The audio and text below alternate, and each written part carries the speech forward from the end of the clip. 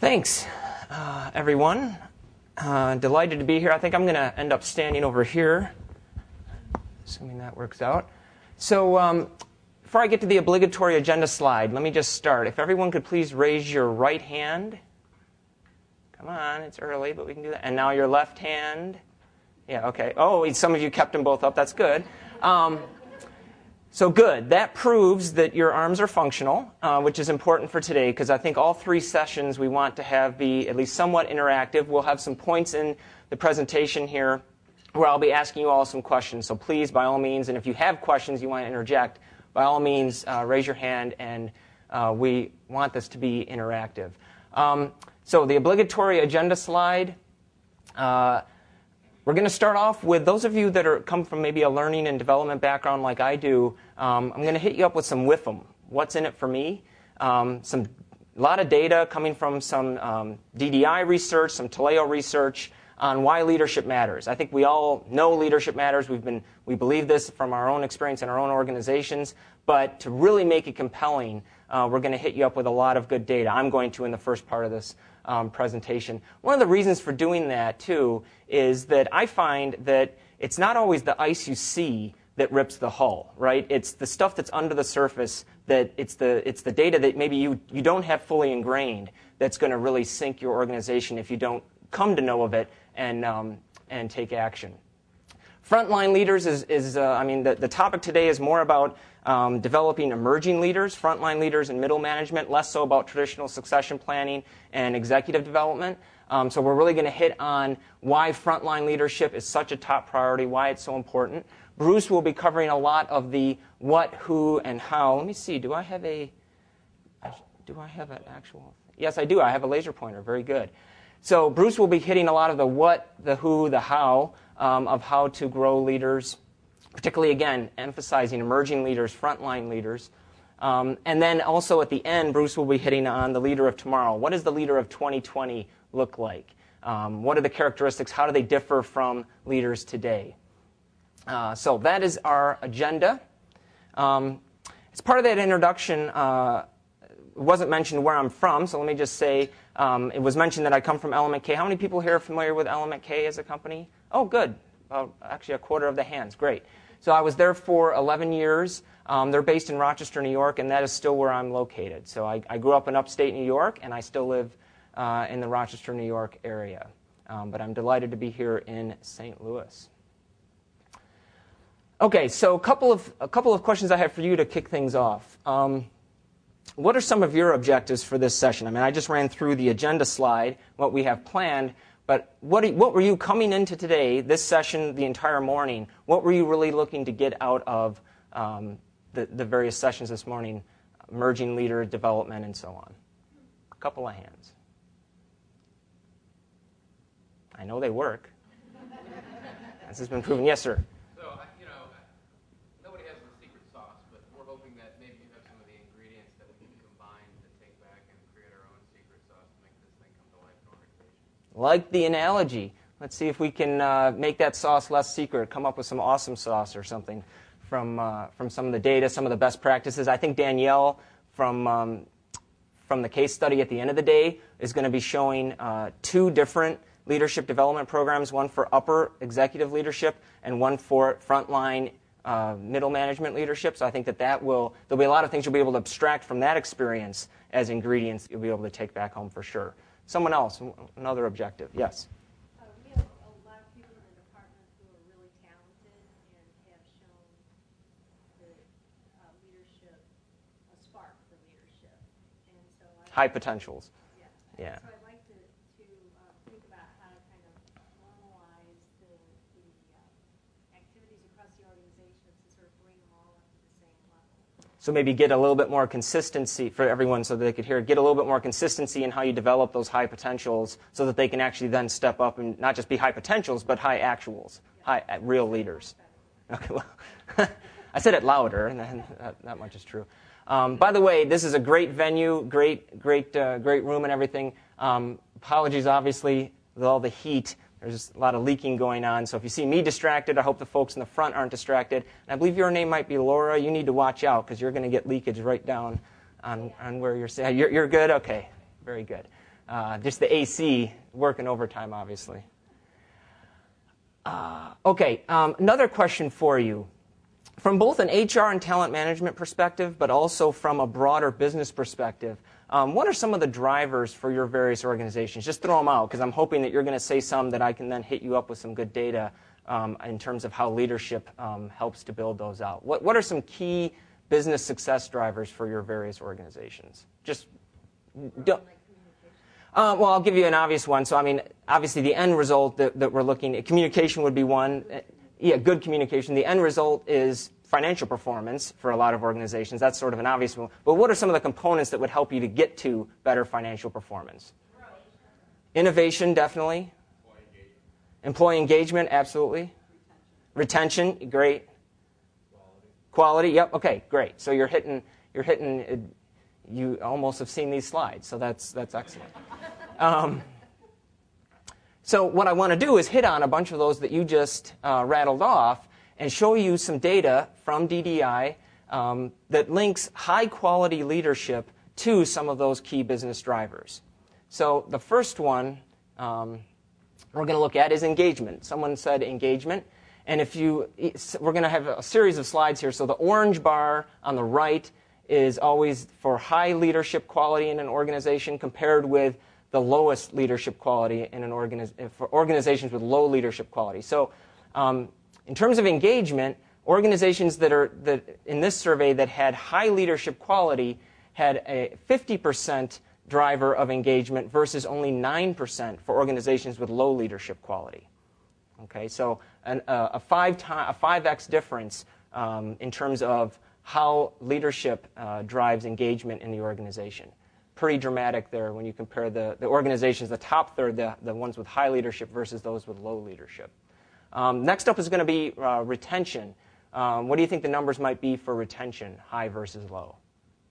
Any guesses? So both numbers are actually higher. The ratio is about 3 to 1, nearly 3 to 1. So again, organizations with high leadership quality indicate 70% strong retention of employees, both leaders and more broadly. But organizations with low leadership quality, you see only 24%. So again, very strong correlation here between high leadership quality and retention of employees. Now, this is only correlative. In one of our previous events, someone asked, well, how can you really prove causation here with any of these? And we can't. I mean, this is correlative data. But when the distinction is so dramatic, whether it's 50 to 9 or 70 to 24, I think pretty obviously there's something there. And obviously, too, these aren't going against our intuitions. You would think organizations with higher quality leadership would help to drive retention and would help to drive employee engagement. So what's interesting is just the stark contrast between these numbers. In terms of the bottom line financials, again, the results, high-quality leadership, 52% versus organizations with low-quality leadership, only 13%. That's an exact 4x ratio there. And then if you break that down into some of the components, productivity, this might be a little bit hard to see in the back, 4.7x, customer satisfaction, 4.6, quality of services, 4.4, and financial performance, just the bare number, 2.8. So again, better, higher quality leadership driving better bottom line financial results and some other components of success in an organization.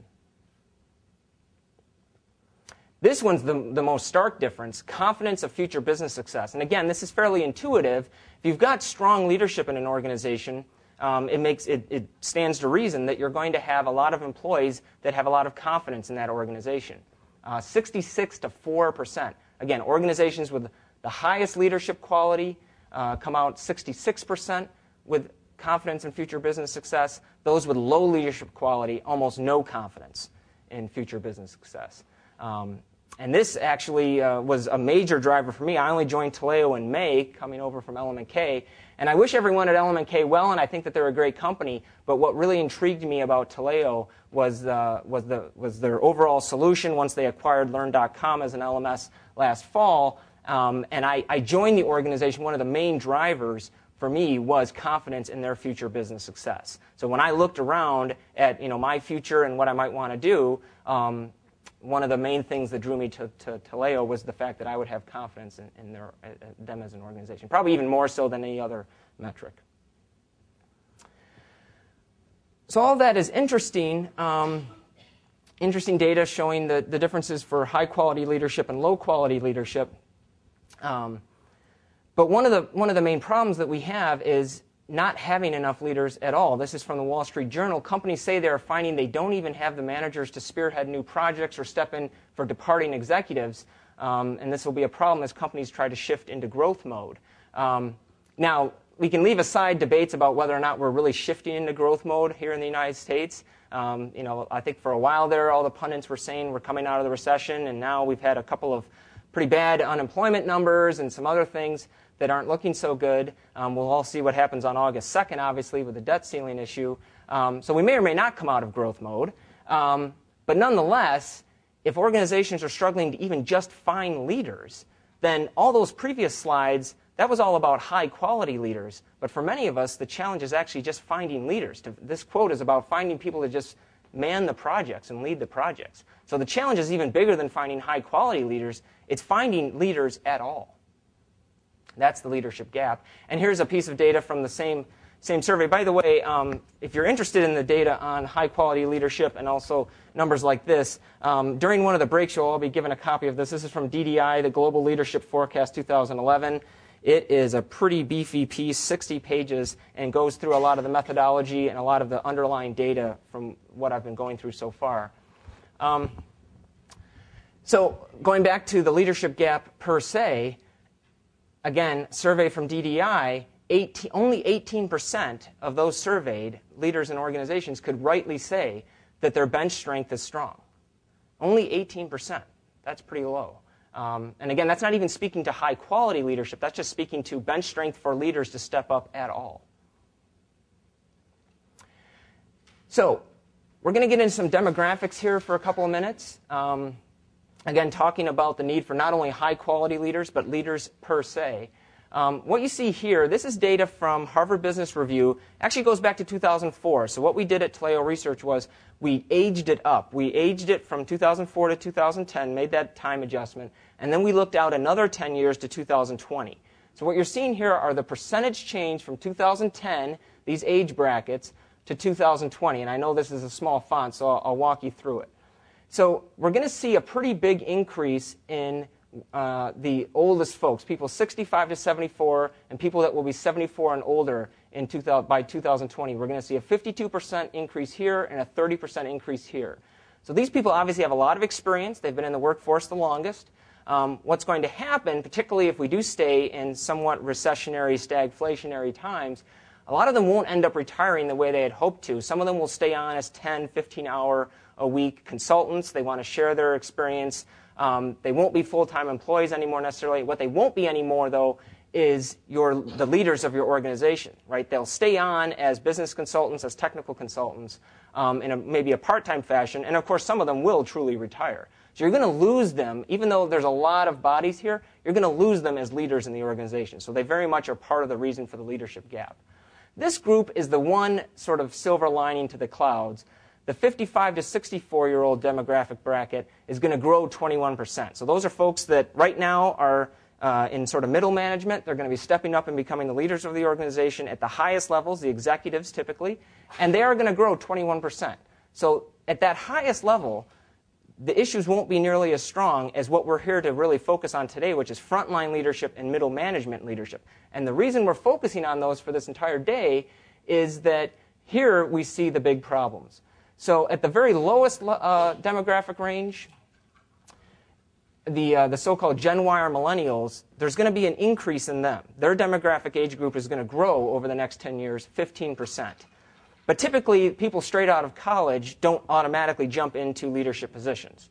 What you're going to have in terms of frontline leaders and middle management are people in my generation. I'm 38 now, going to continue to grow in my career.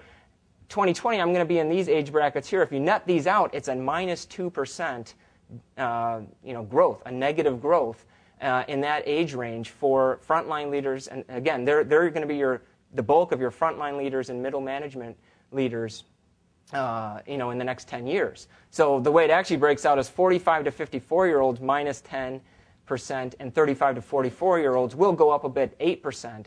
But if you net that out, it's a negative growth. So just from a pure demographics alone, the people that are in that emerging leadership group that are most likely to fill that pool for you, there's going to be fewer and fewer of them. There's going to be great competition in the market for people in that age range. The pool is just way, way too small over the next 10 years. Okay, so you'll have some good raw material, the high potentials, to your point. There'll be a good number of folks that are really young, but it's this group here that's going to be the challenge. Okay? So in terms of where we might look for some help, you might think, well, what about international? There's obviously a growing populations around the world, a lot of places. This is some data from McKinsey that shows that this, too, will not be a saving grace. At least it's not likely to. Obviously, you'll get some leaders. Those of you that are multinationals, you'll get, obviously, some leaders from Asia and Europe and other places. But how much can you really expect from that? Again, data from McKinsey that shows that, in terms of the countries that it's from, the BRIC countries, Brazil, Russia, India, China, also Mexico, Poland, Eastern Europe, and Asia-Pac was included in this data. And what it shows is that only 13 out of every 100 college grads ended up actually being deemed hireable by multinational corporations across all position types. Now, that's a very low number, so to think through some of the reasons for that, they're listed here. In some cases, it's a lack of actual skills required for the job. In some cases, culture fit. I think that we've all experienced that if you've got some outsourcing going on to Asia in some cases. Location to major cities, people not being willing to necessarily locate to where you need them to, and then domestic competition. I can speak to that from personal experience. My previous employer, we had a large team based out of India, and I can tell you there the competition is fierce. They get headhunters calling them at their desk in their cubicles every week with job offers for some of the most talented people, whether it's graphic designers, content producers, editors. These aren't the most technical people in the world, but they're getting job offers left and right. So a lot of domestic competition in at least some of these markets. It did vary a bit by job roles. So some of the more technical roles, where once you get the training, you're fairly well qualified. Things like this here is finance and accounting. Came out 19 out of 100 were deemed hireable. Engineers, 17 out of 100. The lowest was actually generalists. Only 10 out of 100 were deemed hireable. And my take on that is maybe culture fit plays a bigger role there because there's less technical skills that would bump you up and make you immediately hireable. The fact that maybe your culture fit or some of these other factors would then maybe more come into play. But the average across the different positions was 13 out of 100. So the point being, the takeaway from this is we see the demographic problem from the previous slide. Can we look to tap the rest of the world for emerging leaders? Maybe not so much. Yes, in some cases you obviously will, but maybe not so much as we would like to fill that gap. So, a typical development pyramid in an organization, you've got a lot of folks at the bottom. They're your pool for emerging leaders. And then as you go up the ranks, you end up with a CEO at the top and so on. But this isn't really the reality that we see today with this demographic issue. What we're going to see is going to be more like this. Yes, there will always be this pool of individual contributors, and particularly the millennials, the Gen Y, over the next 10 years. There will be a fairly good pool, but there's going to be a lot of competition for this emerging leader area. And like I said, there will be a fair number of people that will be available for the very highest levels of executive leadership. Because you remember that demographic slide, there was about a 20% bump up in people that will be 55 to 64 in the next 10 years. It was those other two age brackets, the 25 to 45, where we're really going to struggle. I'm sorry, the 35 to 55. So, for all those reasons, leadership development is obviously top of mind for everyone here. That's why you're here. All of the major studies from late 2010, early 2011, they all indicate this. IC4P, Hewitt, the CHRO study from IBM, these are all within the last year. They all indicate executives and HR leaders, when surveyed, that leadership development, building out a leadership pipeline, is the #1 issue. What comes after that? Typically in these surveys, talent management more broadly comes in second, not always, but often. And so those two go hand in hand, leadership development as being a part of talent management. And then after that, the studies start to vary a bit in what comes third, fourth, and fifth in terms of the highest rated concerns. Within leadership development, as we've been saying, I'm going to bring up these numbers and we'll go through them, and then I'll be turning things over to my partner, Bruce, within leadership development being the number one issue, again, developing high potentials, developing emerging leaders is number one. So from a Deloitte survey, we see that 71% of the executives expect to increase the focus on developing high potential employees and emerging leaders. So increasing focus on this as an issue. 64% plan to increase their accelerated leadership programs, accelerating the people that are the youngest, the people that are the emerging leaders, to get them into those leadership positions. 64% have a real fear of losing high potential talent. And often, in this survey, these are executives, these are alpha, type A personalities. They're not going to admit that they have a high, or even more so, a very high fear of something in their organization unless they really do have it, right?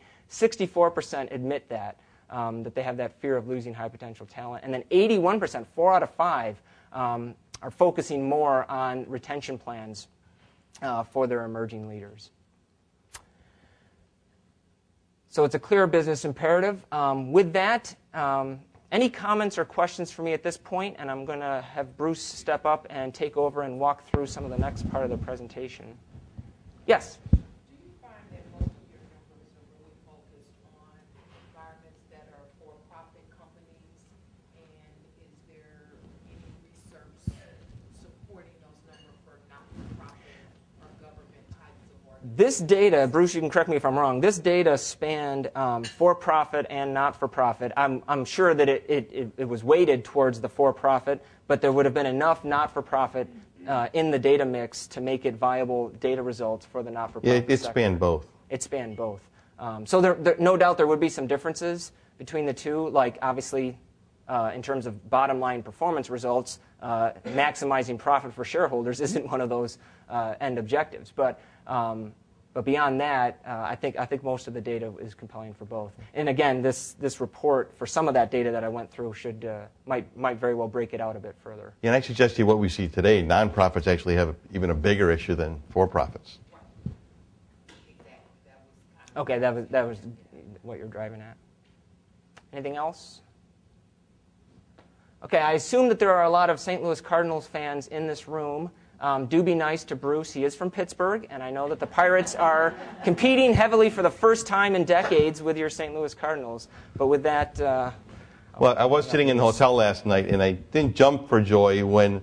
Was there a walk-off home run by the Mets last night? Okay. Was that what happened? If I remember correctly? Although we do know it's been 18 years of under 500 ball in Pittsburgh, so... but we'll get there. Well, thanks, Tom. Back to one of Tom's points that he brought up before. When you look at the financial impact of leadership development and how poorly we've done, or we're rated from a leadership development standpoint, when you saw 2.8 times better financial performance for companies that had higher leadership development, how many of you have your boards, either your outside boards if you're a public company or your management committees if you're a privately held company, actually heavily involved in talent and looking at high performance pools and acceleration pools? So maybe about 40% of you, the half of you in there from that standpoint. It's something we've seen significantly increased in the last 12 to 18 months, where we're dealing directly with outside board of directors, both with public and privately held companies, for the purpose of looking at talent. They're more concerned than ever about that leadership gap at all levels of the organization, not just at the top anymore. They're concerned about it in the middle, too, from that standpoint. So you'll see that from some of these statistics also. So how do you think we're doing on preparing emerging leaders based on the data that Tom showed you? Anybody have any feedback? And I'm going to require responses. Tom was a little easy on you. We need help. Okay. Not doing well. Anybody else back there? Come up from the back of the room. I'm sorry? Okay, better results? We just started, so just make sure that we start strong and do it right first time. Super.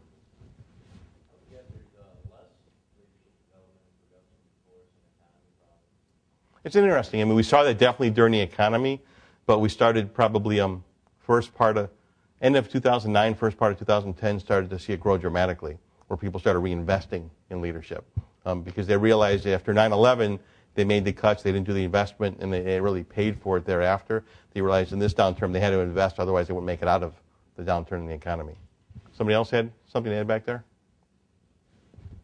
Okay. So let's take a look at leadership development and how its effectiveness is rated by HR. So that means how you all rated the effectiveness of leadership development programs that we spend billions of dollars a year on. Okay, 33% say it was effective in 2006, went down a little bit in 2009, and in 2011 up to 34%. So we got a big, I think, 5% spread between the 3 years. Okay, pretty dismal when you think about when it's between, depending on who you look at, it's $1.5 to $3 billion a year spent on leadership development across the globe. Pretty dismal when you look at the effect of what we all do for a living, number one, and two, what drives organizations is really going to make us, especially in the U.S., competitive long-term overall. So let's get there. Let's look at the steps of leadership development. As I think Tom indicated, I'm going to go through the what's, the who, and then most importantly, the how from that perspective. So what are the important predictors of leadership success? If you were to say today in your organizations what you think is important for someone to be successful as a leader, or what areas you look at to determine whether that person is going to be successful, what would those be? Motivation. Okay. Seek responsibility. Okay. There's other people out there that are alive, right? Okay, relationship building. Okay, especially big as far as organizations have less people to work in. You got to build relationships. You got to be able to influence across the organization and then even globally, depending on your organization. Current performance. Accountability. Agility. Well, in a whole host of things. There you go. It says it all. Okay. Ambiguity is probably one big thing we all see out there today, and I don't think it's going to change. It's just, I think it's going to be ambiguous, throughout our careers, because businesses are changing faster than ever, and they're going to continue to change. There's no way that we can keep up with the world economy. It's no longer just the U.S., with the world economy if we don't continue to change and better on a regular basis. You'll see, I think, Tom indicated something about innovation, and I'll have some information on innovation as we go further on. But one of the things to think about from innovation is that the U.S. spends less on innovation than anywhere else in the world. And where's the most spent, do you think, on innovation? I'm sorry? Asia, China, without question. Without question, they've increased their budgets dramatically. It's China, it's the Brazil and the BRIC countries from that standpoint. That's where they're spending money on innovation. So if we don't do it, they're going to be way ahead of us in the years to come. So let's look what the predictors are of leadership success. And these, some of the things you mentioned fit into all these areas that we have up here.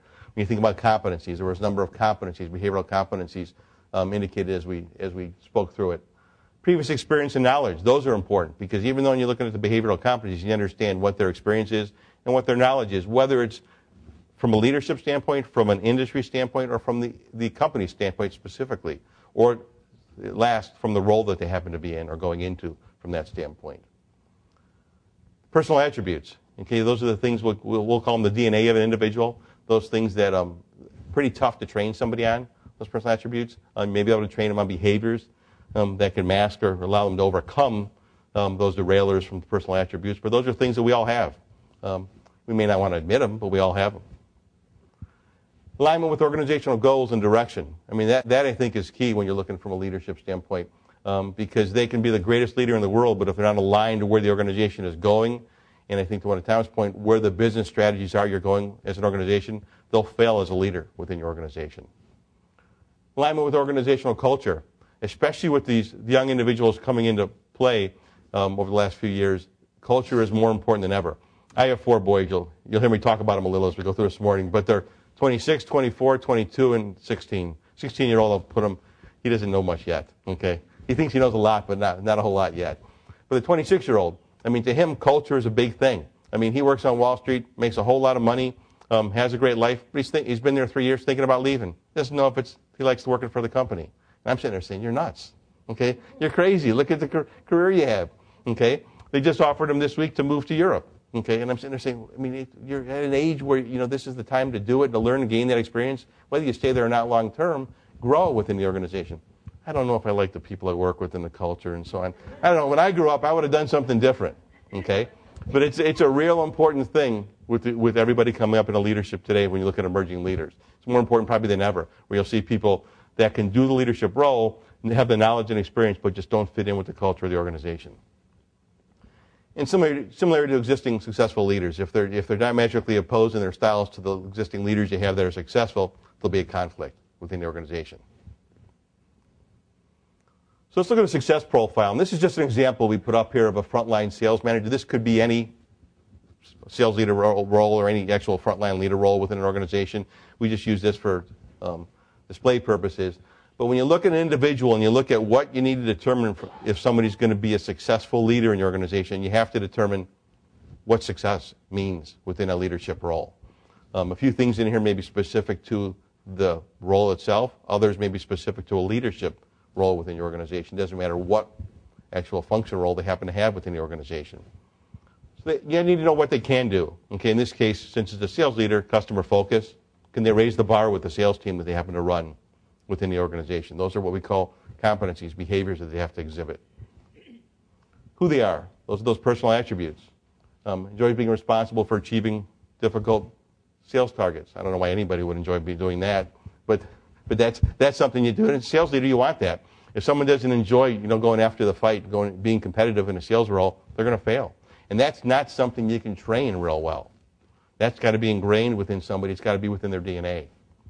Continuous learning. I mean, it's a tough thing to train someone to be adept at continuous learning and to have a learning agility if they don't have it already, if it's not part of their DNA within them.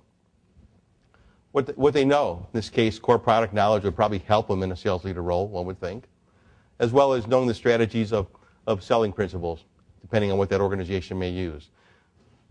And then what they've done. In this case, have they led a team of sales associates, and have they had budget responsibility, because the budget responsibility may be important to them succeeding within that role. Again, these competencies may be important. In this, you may have anywhere from 3 to 5 here, or 6, depending on the organization in the role. Some of those may be organizational across all leader roles. Some of them may be very specific to the sales leader role. Personal attributes may have some of the same. Some may be specific to the sales leader role. Some may be across the organization.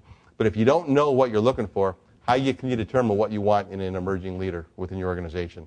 Whether you're going to hire them internally or externally. Does anybody do success profiles in individuals you're looking to bring into leadership? Or in roles for leadership? Across the organization or just in certain roles?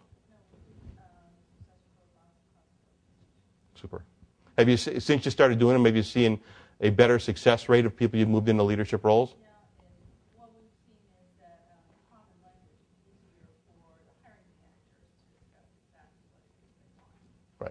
So when hiring managers are looking at it, they're talking the same language. Everybody starts interviewing for the same things. And as people move between different roles, somebody can be in a sales role, want to move into a product role or move into a different role. They have those leadership capabilities. They may need different knowledge and experience, but they have those leadership capabilities that are important to the organization. Anybody else? Across all leadership roles, all roles in the organization?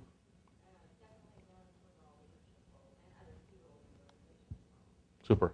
Do you use them for both selection and for promotional purposes, or just one or the other? Yeah, that's the key piece that makes the difference. I mean, selection is important because that's your biggest risk if you bring somebody externally into the organization. But using them for development or in promotional purposes is the key piece too, because understanding that even though they've been successful in that individual contributor role or that frontline leader role, are they going to be successful in what's required in that other role? Just because they have the left side of the box doesn't mean they have the right side of the box. Okay? And people normally don't fail in a role because of the left side here. They normally fail because of the right side. So here's an example of a competency. In this case, it happens to be managing relationships. And within a competency, you have key actions or behaviors. Some of you may use these, some may not. But just an example of what you look at. And it's how specific you want to get to when you're looking to identify people as emerging leaders within an organization. In this case, listens and responds with empathy, maintains or enhances self-esteem, and asks for help and encourages involvement, and with an explanation of each, so that people understand these are the behaviors I need to exhibit if I'm going to be proficient in this competency. It doesn't mean everybody's going to be proficient in all these key actions or behaviors when you put them into a role, but at least if you identify the gaps they may have in the behaviors they need to work on, then you put together a development plan. As long as they're not deal stoppers and moving forward with them as a role, they can develop those and move forward and raise to a successful level within the organization. Questions about a competency model at all? Next thing, organizational goals and objectives. Tom alluded to this a little bit when we talk about business strategies. We call them business drivers at DDI when you take a look at it. So you think about it. So you have these competency models, you have these success profiles, you have all the different terms you may use. You know, these some people call them attributes and ambitions, some people call them values and missions, but they're really competencies. You can give me all the names you have, but they all fit into that, somewhere in that success profile in some way, shape, or form. The question is, when you do them, do you tie them to the business strategies? Do you tie them and ensure that every competency that you have a leader and their profile and have one that they have to obtain either proficiency at or development needs at, is it tied back to your business goal? For instance, if you have a business goal that you're going to grow the European market 20% over the next 5 years, what competencies are needed by leaders that are going to be involved in that role from that standpoint? Anybody have any idea what competencies may be necessary? Global acumen would definitely be helpful. Anybody else? They got to understand. They got to understand cultural sensitivity. They have to understand how to influence, because they're going to be influencing across different parts of the organization. From that standpoint, there's a whole host of things they would need. So again, what you do is when you put together competencies, you put together these what we call business drivers. What strategies are driving the business, and then make sure that every single competency ties back to one of those business drivers. Not that just because somebody likes the competency and believes it needs to be in there to fit the role. We've all heard a manager tell us that competency's got to be in there because they need it to be successful in this role. Okay, well the reality is, that's great, but is it tied back to the business? If it's not tied back to the business, what value does it have when you're within your organization? Is it, for instance, is trying to instill a service culture or a heightened customer focus? Those are two different things. Okay, if you're trying to instill a service culture, that's one thing in an organization. Heightened customer focus is something else because it may be related to customer issues, customer retention issues, a whole host of other things. So it gets to be very unique when you take a look at these items. Is the company an established industry or a fast-growing one? The DNA and the competencies needed, as well as the experience needed for someone in a fast-growing organization versus one that's mature, way different from that standpoint. If anybody sees somebody fail coming from a very successful organization into your organization because they came from one that either was mature or fast-growing and you were the opposite, is anybody seeing that? Got a couple of heads shaking here. Can you tell me about the situation?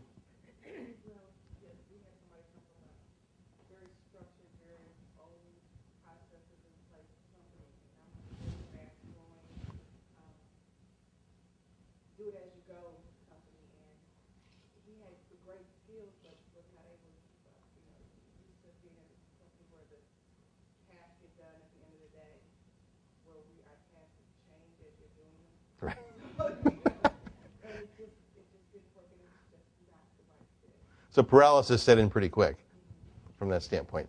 Those are some of the challenges you run into, and people don't look at that sometimes when they're looking at individuals moving into organizations. So that's why you have to look at what's the business trying to achieve, not just does that role require, because it may affect and change what you've thought in the past. Is the company moving toward increasing number of virtual teams or increasing a focus on talent density in the geographic market? Think about this. About 3 weeks ago, I was at a meeting, was having a discussion with somebody who came over to talk to me from China, from Shanghai. And he said, Bruce, I need your coaching on something. I said, okay. No idea what it was. If it was about speaking Chinese, I don't speak it, so I can't help you there. And he said, I have a sales team in Shanghai, and my leader is asking me to add additional people inland and in different parts of China that won't be able to reside in the Shanghai office. I won't be able to interact with on a weekly basis. I won't be able to go on sales calls with them on a regular basis. It may be once every couple months on sales calls because there's going to be another half a dozen of them spread out, in a few hours away from where he's going to be in Shanghai. And I'm not used to working with people in virtual teams. I'm used to be able to see everybody on a Monday morning in the office. This is what we're doing the week. Meet again on Thursday or Friday with them. Go on sales calls with them. And I'm just not comfortable with it. How do I do it from that standpoint? And so I'm trying to help him figure out what does he need to look for in those people that will make it fit for him from a competency standpoint back to what his business driver is. In this case, his business driver is to grow the business in the areas outside of Shanghai. Okay? Well, to do that, you got to get people that can work outside of Shanghai and do it in a certain way that he can exist with and manage appropriately and feel comfortable with. So I talked real quick. I talked him through a process as to what he had done in his career, and he had worked virtually.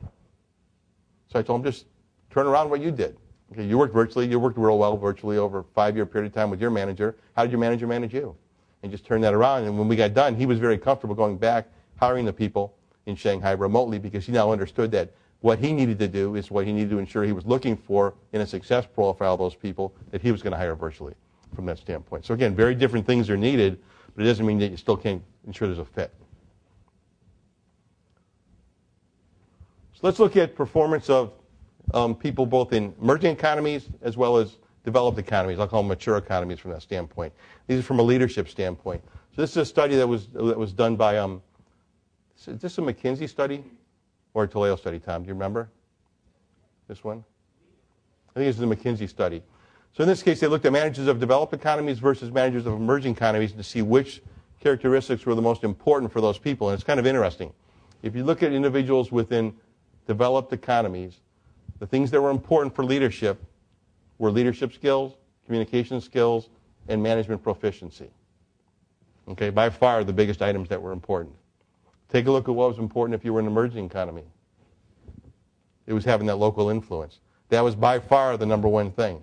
The next thing was way further down. It's one of the challenges people have had when they've moved people from developed economies to emerging economies. People don't understand how to operate. It's a whole different psyche operating in one versus the other.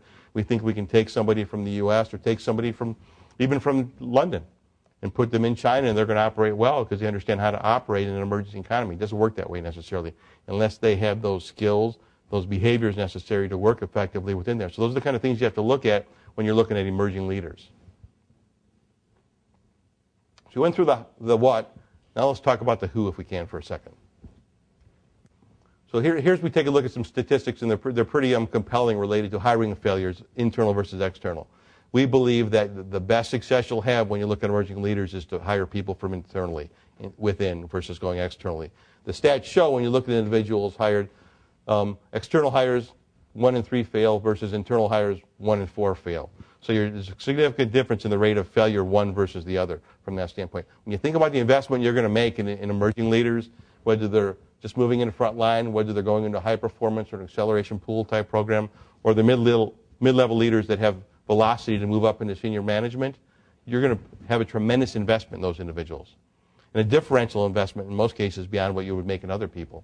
You really have to look at where you're investing your money, and the stats show the investment definitely should be made internally versus externally. And a lot of that came to light during the economic times when people started doing things internally that they hadn't done before because they weren't going to hire people externally to fill those roles when the economy was bad.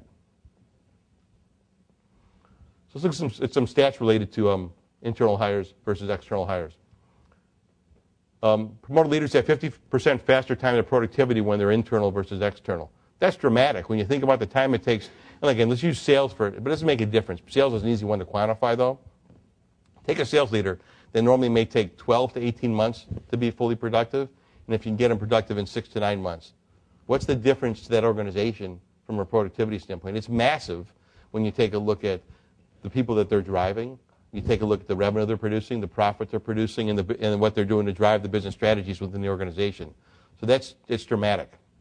You always get people say, well, one of the things people bring up correctly about doing only internal leaders, so we don't say only, is that you need to bring new blood in the organization, and we agree with that. Okay, so we're not saying only internal hires, but you have much better success internal than external. You have to continually bring some new blood in so that you're not of one thought always, because we all know that becomes a challenge when you're thinking one way long term. And you get some new blood in, and you're not used to the new blood, and people don't let them open up within the organization. That can cause a problem too. So you got to kind of balance the two. But your success rate is definitely better internally. So if you're bringing external in, you got to put a differential level of onboarding and development in place to help them succeed, so we can raise that success rate of the external hires. Internal leaders are respected more than external leaders. I mean, I think the biggest reason there is because they have longevity in the organization and people have seen what they can do. An external leader, people need to see what they can do, so they have to earn that respect. So it's not that one doesn't have the ability to gain respect, they just haven't earned it yet, I think, at that point.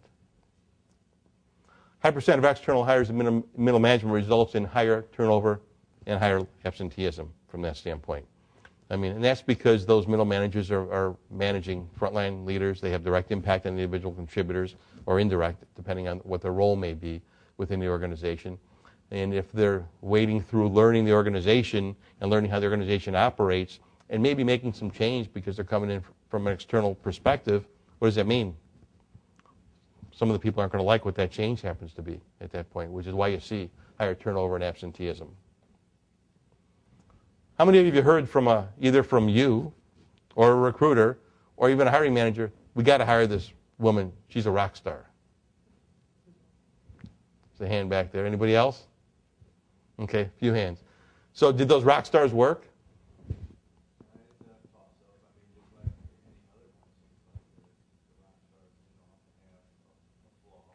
All right. Yeah, what the study shows, and there was a study done of 1,000 people on Wall Street moving between companies, and what showed with this study is that the high majority of them eventually crash and burn when they move to the new role, because their networks, their success rate, the people they've been involved in, and the knowledge they have is very unique to their organization or to the organizations they interact with externally within an organization, and it doesn't become transferable even though it may be in the same industry, because people in the same industry still do things different from that perspective.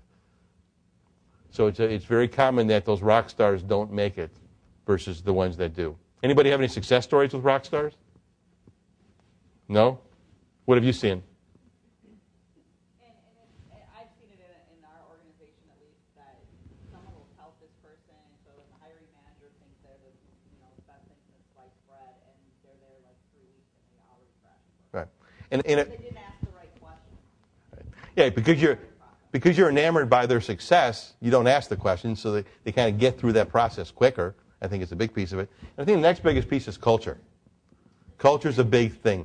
People that are rock stars tend to have been somewhere a longer time before they come to you, so they exist and they're comfortable in a certain culture. Well, your cultures, very rarely our culture is the same between organizations, and that's a very tough thing for people to adapt to.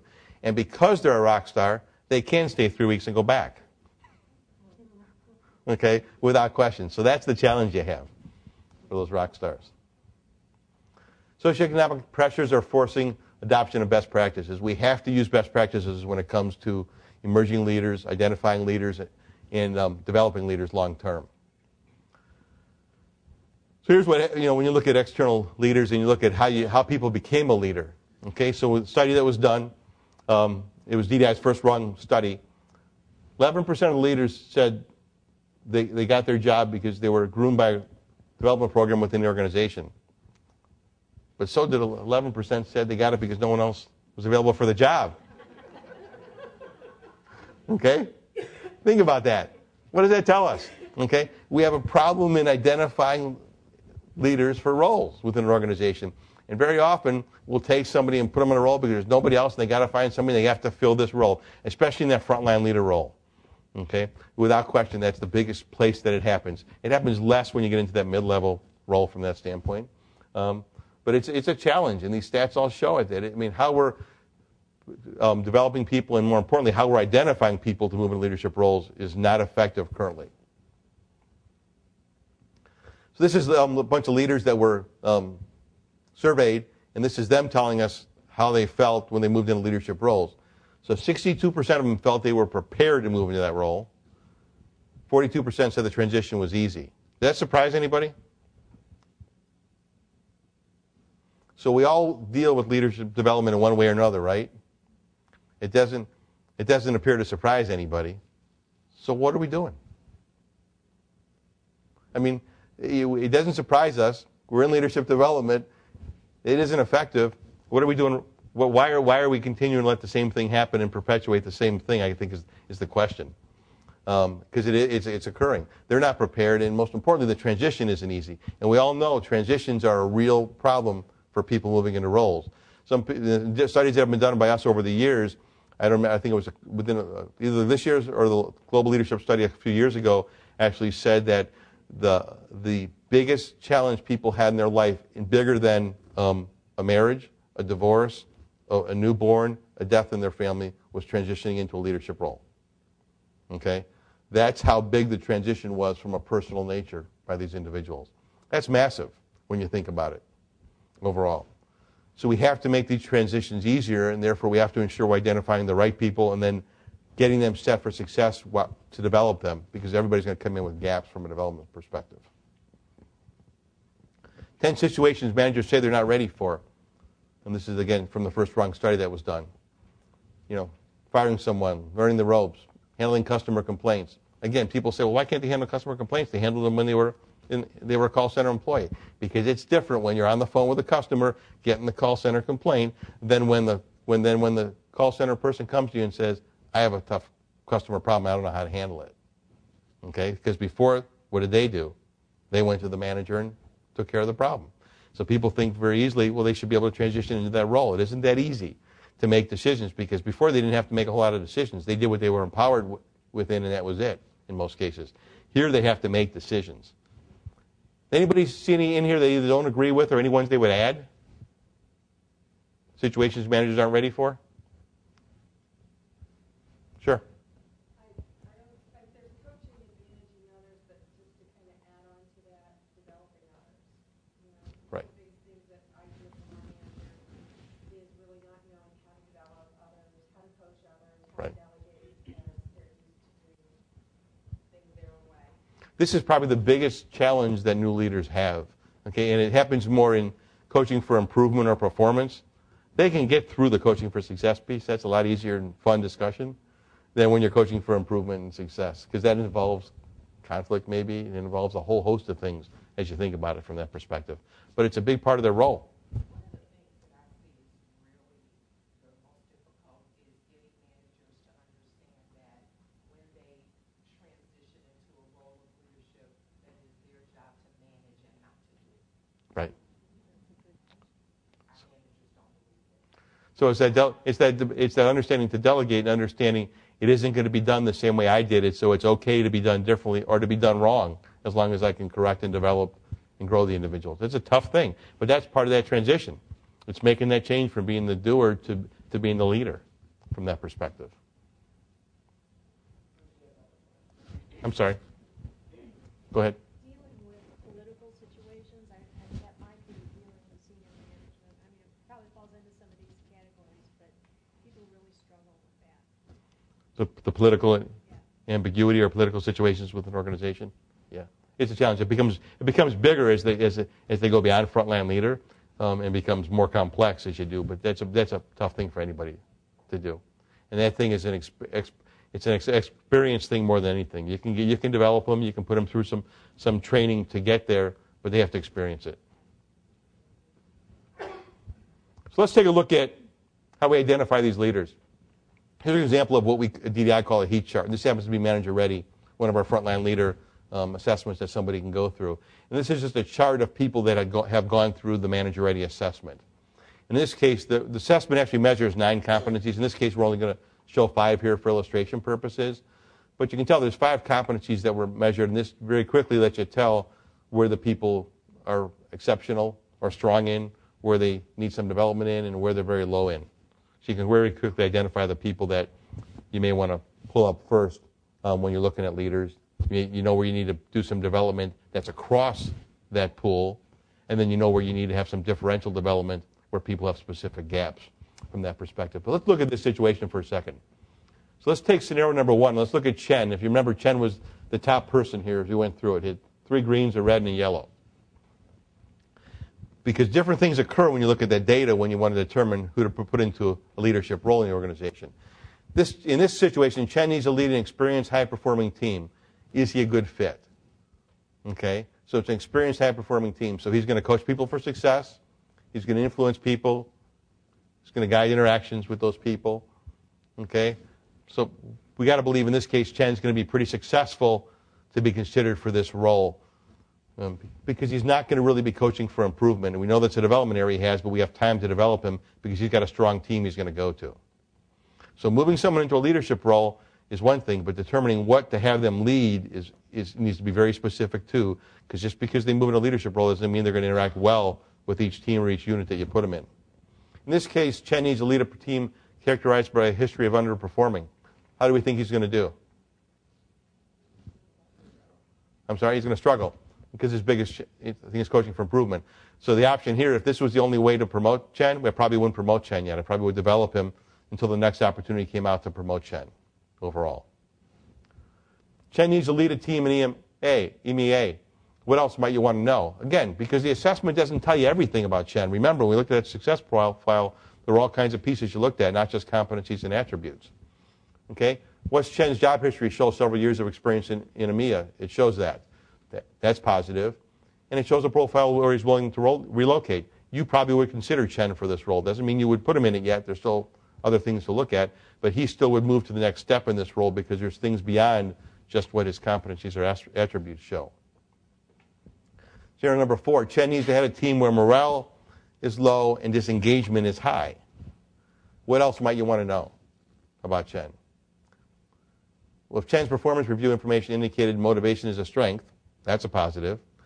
And if Chen had outside speaking experience or coaching experience, that would help you determine, you know what, this is one where motivation is low, engagement is low. He may be a good fit because he knows how to coach people.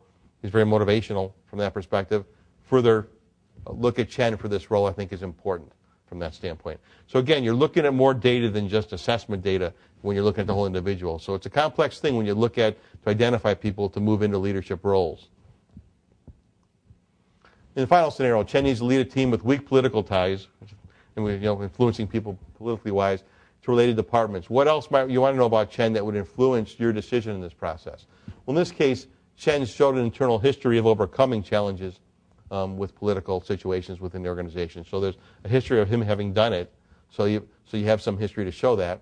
And secondly, he's got strong connections to the influencers in other departments in the organization. Those are key because to take care of political situations or to work through them, you have to be able to influence people within the organization. So again, all these different things you look at other than just data. Again, we look at the foundation of Taleo Intelligence as one way to get all this data. Because within Taleo Intelligence, you're going to look at the full employee history, the roles, the company, the self-identified experience that they've gone through and their expertise that's going to be identified. You're going to see employee career ambitions, the core HR data that's in there that you all see and operate with on a daily basis. You're going to see performance reviews, peer reviews, if there's been some 360 or some other work done, will exist within there. You'll see learning history, certifications, the different things they've done within developments from that standpoint, as well as competency ratings. Professional relationships, and this is the key thing. All these things are becoming much more important as you look at the social aspect of roles as to what do they have that's going to help them work within the organization and even externally within that role.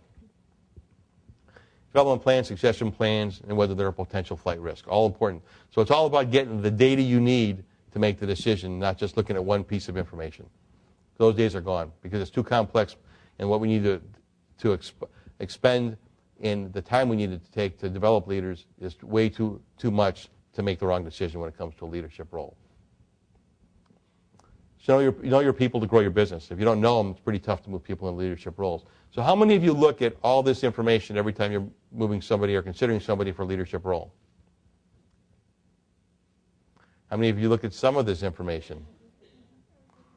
Okay. What's the number one things you look at today?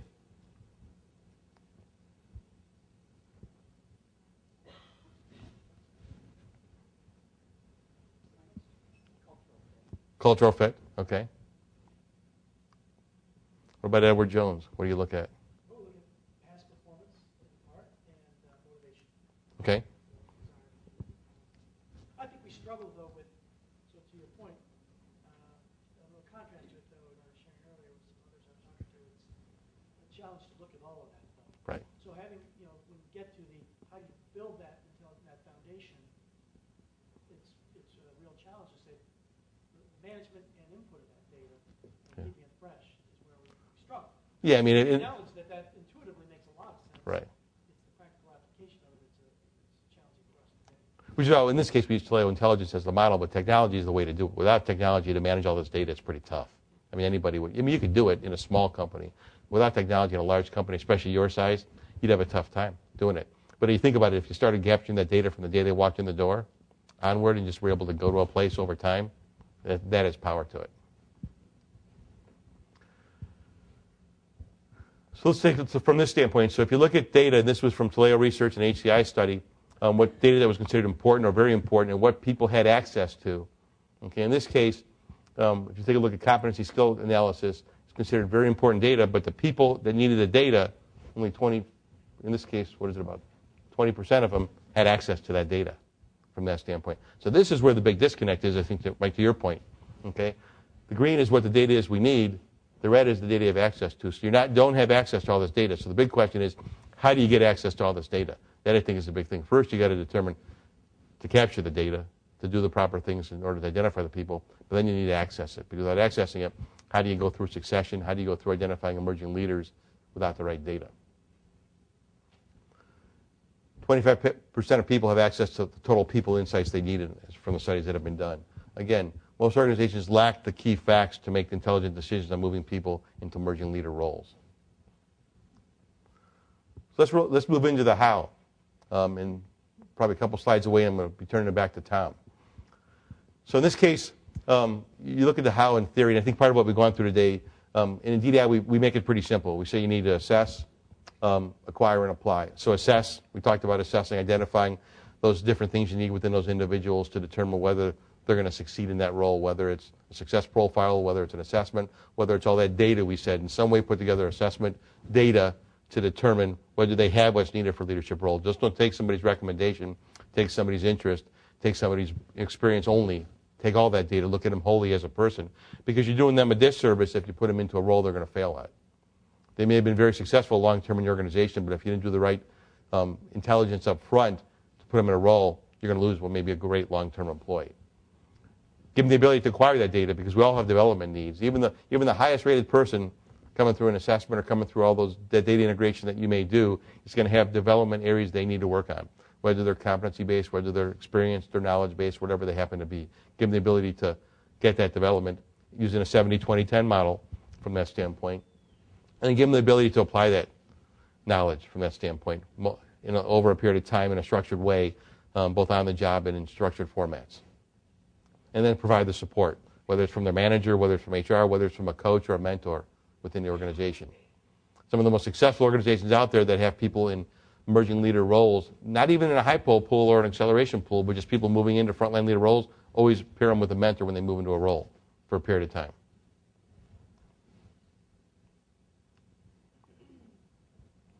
So if you take a look at the data in this slide, 89% of the people have at least one blind spot. This is a study that we did with over 200 people that took the manager ready assessment. So that means if you look at all the blind spots, these are blind spots related to, in this case, we measured against 7 competencies they looked at. 89% of them have at least one blind spot, and if you look at how many have at least 3 blind spots, I don't know the math right here, but it's over 50% that have at least 3 blind spots when it comes to competencies. So again, it's not spots you're not going to move them into a leadership role for, but it's spots where you can identify development and fast track the development to ensure they're successful in the role. That's the key piece. That's where we make the biggest mistake. It isn't. It's less, although it's a lot, but it's less in the identification and more that we don't develop them to make them successful in the roles within the organization. So here I'm going to turn it back to Tom.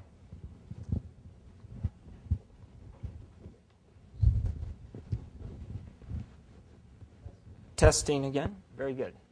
So one of the things that struck me from one of Bruce's slides, several slides back, was that one slide that talked about frontline leaders and whether or not they felt, now there's some subjectivity there, but whether or not they felt prepared when they were first in management. I think the number was 62 or 64%. When I'm at presentations like this and I see a number that size, 62, initially I'm not all that impressed by that. I'm like, oh, well, 62, 64%. But then I think back to, well, what should it be, right? And I think back to, like, 9th grade algebra or 8th grade social studies, you would have failed with a 62 or 64%, right? We need that number to be at 90% or higher, right? And the other number that was on that chart was in the 40s, and that was did they feel like they had a lot of challenges in their first-time manager role? And obviously there's things outside of our control in HR.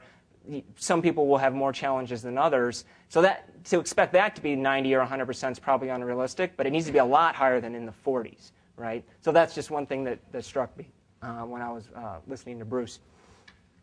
So moving on in the theme of how here, he just spoke to blind spots that a lot of people that are emerging leaders have.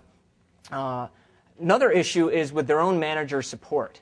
Only 67%, again, this is from DDI's Finding the First Rung study that I believe was done last year.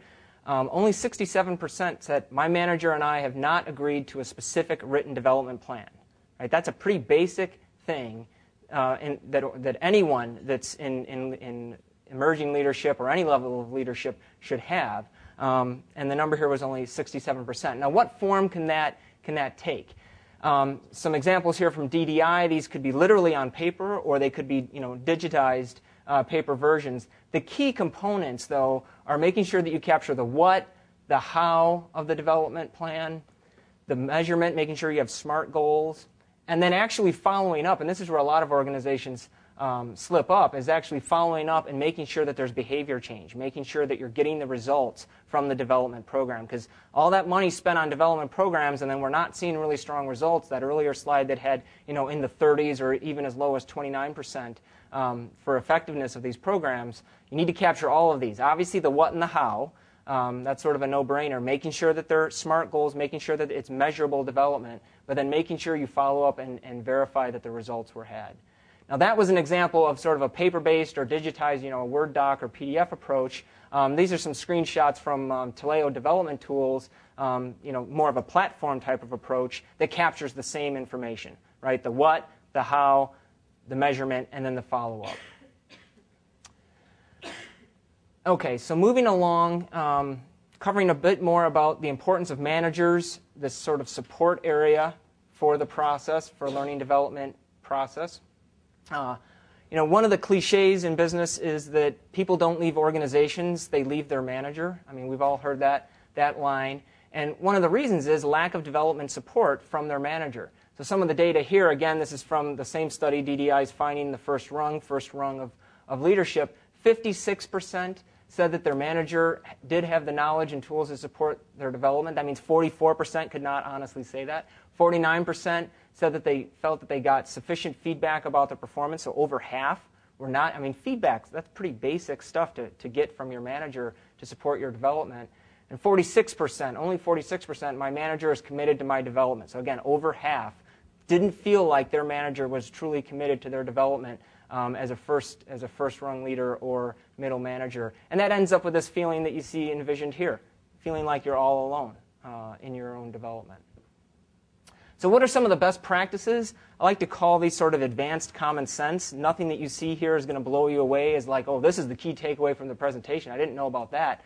But just to run through them, being sure that managers listen openly, discussing potential barriers and challenges, just really basic things, offering support and encouragement. I mean, for me, in my development, I would actually peg this one as number one. All these other ones are important too, but just getting that regular support and encouragement, the first time that I was managing a team, having my director offer me that, pull me aside and say, Tom, you didn't handle that so well in the meeting today, that sort of thing. These are 5 best practices that DDI and Taleo have identified. Again, sort of advanced common sense things that organizations just don't do a good job of consistently working through. By the way, we will be sharing the slides after the event today, so I know a lot of people have been taking down a lot of the data and stuff, and that's great. Helps you to remember it, helps you to build that business case, but we will share the slides, so any slides like this where there's a fair amount of text, you'll get the slides after the fact. I'm just going to run through this real quick in the interest of time. This relates back to one of the earlier slides that I gave at the beginning about the relationship. In that case, it was between high-quality leadership and business results. In this case, the numbers, and I'll walk through these because I know the font is small. This is indicating the relationship between management development. We're talking about the importance of management development and profit or per full-time employee. And this is from an IBM study. So what you see here is, again, this metric is percentage of managers who attended management development programs. So we're trying to show the efficacy of these programs on final business results, average profit per full-time employee. So if you've got 0 to 60% of your managers, not of your full employee population, but of your managers attending management development, you've got about $40,000 average profit per employee. That jumps up to $76,000 when you get 61 to 80% of your managers attending development programs. But if you get 4 out of 5 or 100% of your managers developing programs, look at the average profit for the organization more than triples. It goes from $43,000 to over $130,000. So again, this is correlative data. This isn't identifying a single causative factor. There'd be a lot of other factors involved here, but just showing the difference if you go from 0 to 60% attending management development to much higher, 81 to 100%, big difference there in the average profit for the organization. Now, interestingly, this one's showing percentage of total staff attending management development. And you see, too, there's a big jump up if you have 0 to 20% of your total staff attending management programs. When you go to 21 to 40%, it goes up by almost 4x. But then it actually goes down. If you get over 40% of your total staff attending management development, your average profit goes down a bit. And that's somewhat intuitive, actually, because you don't want all of your employees wasting time attending management development. So even 40% to me feels a little bit high. But in that range, the sweet spot seems to be 21 to 40% of your total staff. So if you can to maximize profit, according to this data, you'd want as close to 100% of your managers attending, obviously, and somewhere 20 to 40% of total staff attending. And this is just ballpark data, and again, it's correlative only. But we found that to be pretty compelling, as in terms of ROI data and so on management development programs. All right, so I've got just a couple more slides. One here is a very short video. Now, we don't have audio in this room today, but the main thing here to see is actually the visual, not so much the audio. So I'll sort of walk through the audio or speak to it afterwards. It's only about a 30-second video. So reminisce a bit about your days in the past, those of you that have been in industry a long time. Leadership development programs of the past. You get a cohort group together. You have a sage on the stage. You've got an expert leader, someone maybe brought in from the outside as a coach. I really like the wood paneling that they had in that office room, too. And some of the collars, if you saw the large collars. So some of that was time warp in terms of fashion and the look of the room. But that's what leadership development programs were for a long time. They were instructor-led classroom, maybe with some role play, this kind of a situation. What we have today is doing leadership development a lot more justice. Now, this may look very complicated, but I like to not think of it as complicated. I like to think of it as sophisticated. That's just a better spin on it, but it's partially accurate because leadership development is itself a sophisticated endeavor. It always has been, right? This did not do it justice. If this was your prime modality for delivering leadership development, this does not do the sophisticated nature of leadership development justice. This does. So let me walk you through what's on here. And we're going to see a real-life example of this from the case study from Danielle a little bit later, where she's going to walk through what they've done at Magellan, 2 different leadership development programs, one for high-level executives and one for emerging leaders, that have various components, not all components, but each of those 2 programs have various of these components. So what you're seeing here on this diagram, you've got a timeline along the top. And so for this sort of fictional case, it's assuming a full-year development program. I think in Danielle's case, one of hers is a full-year program and one is a 6-month program, if I remember correctly. So it'll be interesting to see the differences there. So what you have in this top row, you've got formal learning, formal training that could be composed of classroom training, like is traditional, like what we just saw, but also perhaps some e-learning modules, self-study modules that have come along in the past 10 to 15 years on various topics, challenges of transition, influencing others, making change happen. And you see that these occur each of the first 3 quarters, and then you're sort of wrapping things up in that last quarter, so there might not be any new formal instruction at that point. You've also got a kickoff webinar with some people in senior management. You'd also end up doing some assessments, whether that's Strength Finders or Myers-Briggs, things along those lines, assessments for competencies to kick things off in that first quarter. You'd have some development meetings along the way. You'd want to repeat the assessments, not so much the Strength Finders, the personality tests, but you'd want to repeat the assessments to, again, test for behavior change at the end of the program. You'd have some action learning, and I know Danielle's examples are going to speak to how they use action learning in some of their programs. And you'd have coaching throughout the process. Now, one thing I want to note here regarding coaching and mentoring, since we are largely emphasizing today, the millennials, the Gen Y generation, those that are going to be stepping up, people in my generation, Gen X, stepping up as emerging leaders in the next 10 years. Regarding coaching and mentoring, just a couple of tips from sort of a personality perspective for both Gen X and I think even more so the millennials. One, definitely make use of any technologies you have available for mentoring and coaching, whether that's WebEx, even instant messaging, any of those things. Because obviously the younger generation is very comfortable with those technologies. Obviously nothing beats face-to-face coaching and mentoring, but with people dispersed around the world, an increase in people working from home, that doesn't mean coaching and mentoring can't occur. Encourage them, try and set up programs that can make use of things like WebEx and technologies like that. And then secondly, I think, again, having a single great mentor or coach can be a great thing when it works out. But oftentimes, young people like to get different perspectives and like to draw in coaching and mentoring from multiple people. So one way to approach that is to think of assigning a sort of personal board of directors, if you will, to each of the people that you're trying to mentor. So get a team of mentors and coaches and a group of young people that you're trying to mentor and pair them up that way. That way, too, if they have a need for some mentoring or coaching and that one person is on vacation, they can still reach out through Yammer or through some other tool, some other technology, and still get the coaching and mentoring right when they need it. They're first-time leader, they've got a situation, they could really use some advice before they make a critical decision. Allow them to reach out to a group of people, again, that sort of personal board of directors, if you will, for them as an emerging leader, not just a single individual. So a couple of tips there in terms of mentoring for millennials. And then finally, social learning. Some of the things here might be hard to see in the back, but using technologies like discussion forums, maybe a blog, or wikis, all of these things can be a part of the overall picture. You've got the formal learning, the formal training at the top. You've got the informal and social approaches, traditional things like coaching and mentoring, and then the more Web 2.0 or social tools available there. Now, one thing to note, the comment Bruce made to the gentleman over by the windows, this is where, because we're treating it in a sophisticated way, we're treating the sophisticated with a sophisticated model, this is where obviously having a platform to help you run all of this, you're going to end up with multiple cohort groups that are starting in different quarters. You're going to end up with a 12-year program, a 3-month program, a 12-month program rather. Wow, 12 years. 12-month program. And obviously having a learning management system or an overall talent management suite is critical to being able to track all of these things and ultimately including tracking behavior change. So obviously that's critical here.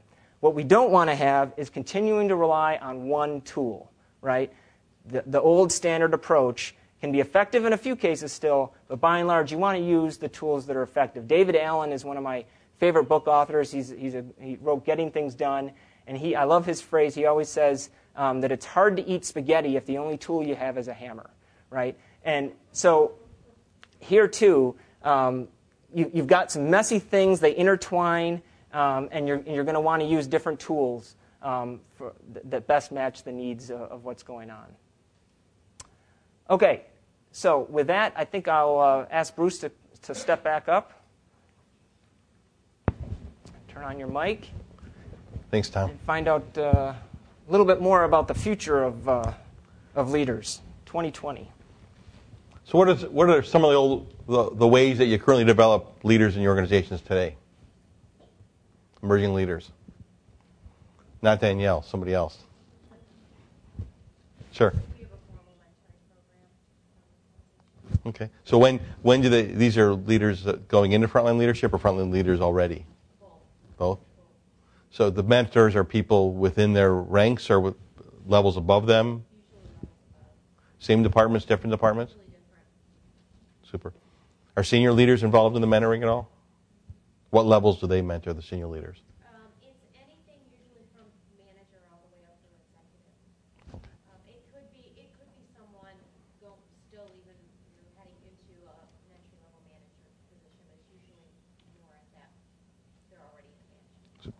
What do you do to prepare the people that are mentors? We have a structured program. I just went through this recently. We have a 2-day offsite meeting.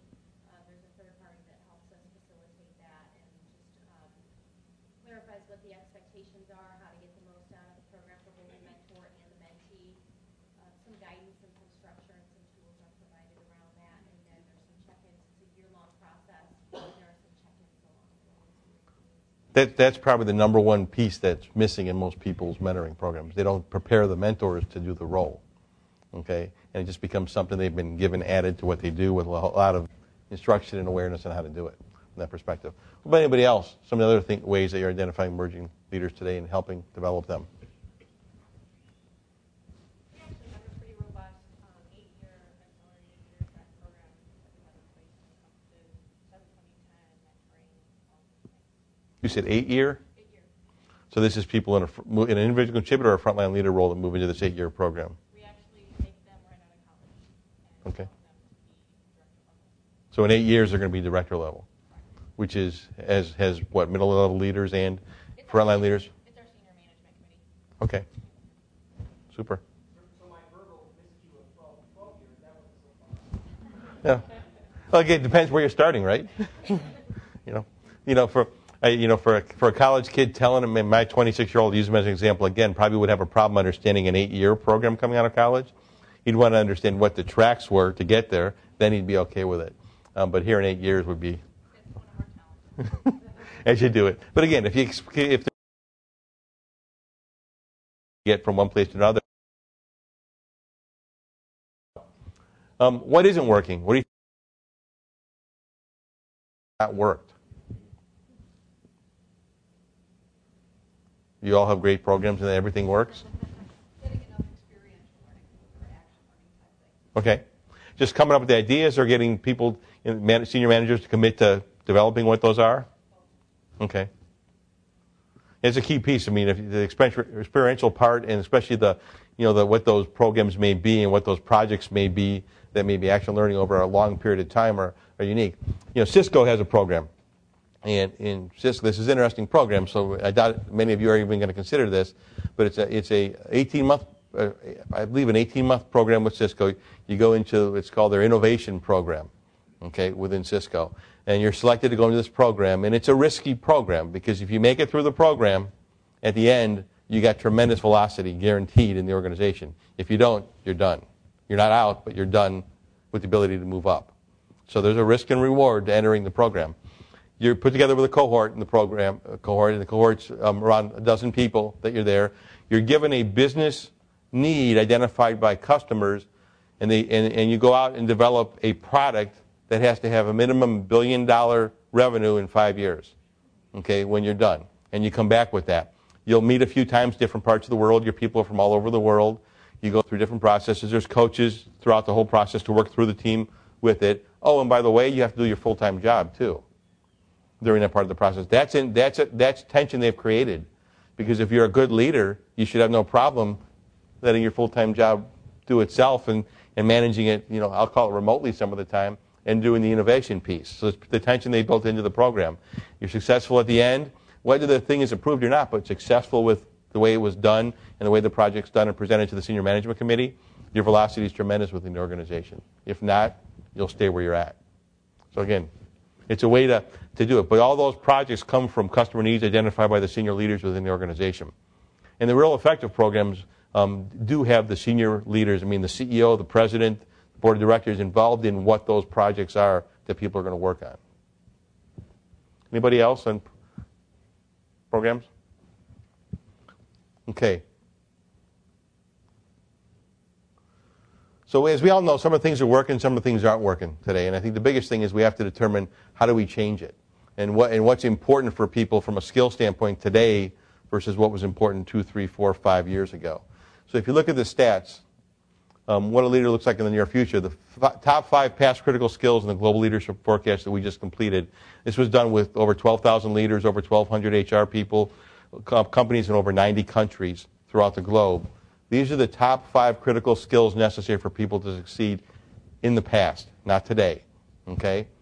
Managing change, executing organizational strategy, coaching and developing others, making difficult decisions, and improving employee engagement. All key things. And you all would say those are key today.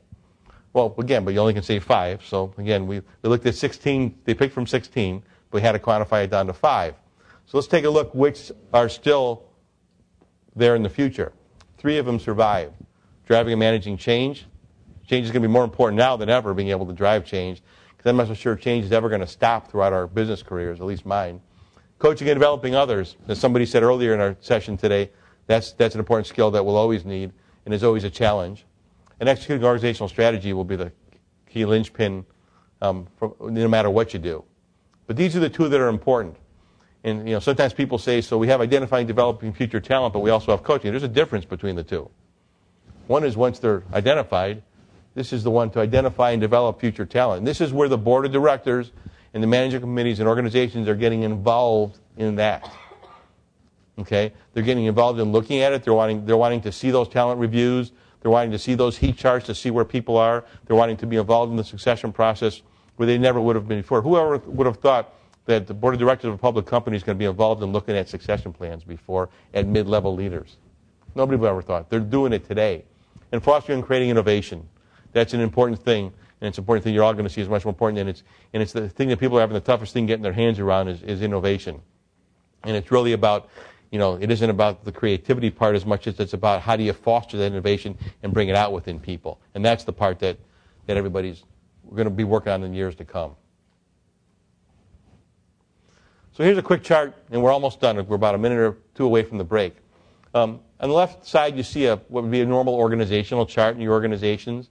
And on the right side, you see what I'll call a internal structure, but it's a way people communicate within the organization. Almost a social structure within the organization, how they communicate.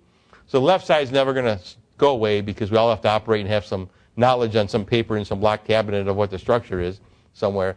But this is the reality. This is how people communicate. This is what occurs, whether it's a matrix organization or not. And this is what you have to really enable people to do as leaders in your organization, because the structure, vertically and horizontally is there, but people don't operate that way anymore. It isn't how organizations work on a day-to-day basis.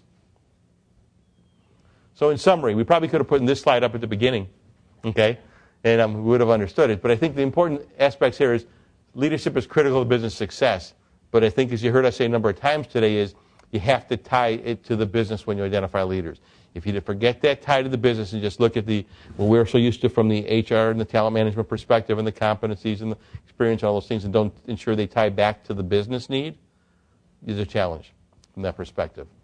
Emerging leaders are a linchpin in order to build the organization's capability long term. We have to identify those emerging leaders today because there's less of them, and if we don't get them, somebody else will.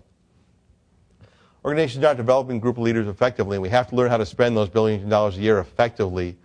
Because number one, it's our job, and two is our board of directors and our senior leaders are going to hold us responsible for it now more than ever.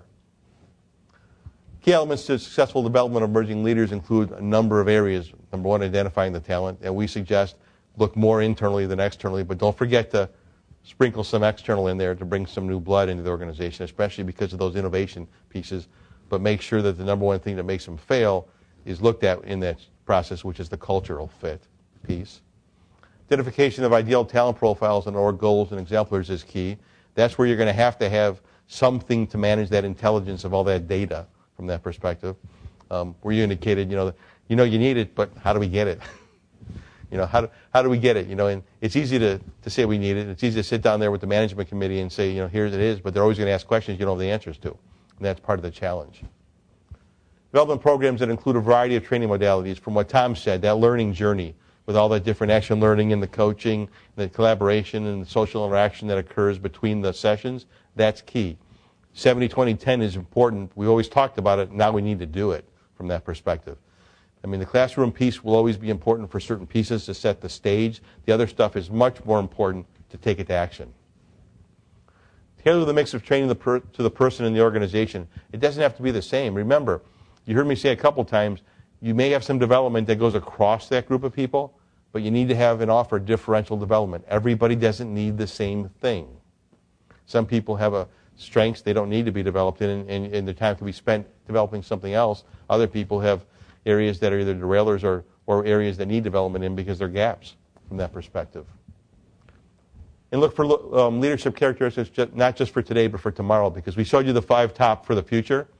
Next 2 years, when we do the next leadership study, there's going to be some adjustment there, I promise you, from that perspective. Questions at all? So now we're going to take a 15-minute break.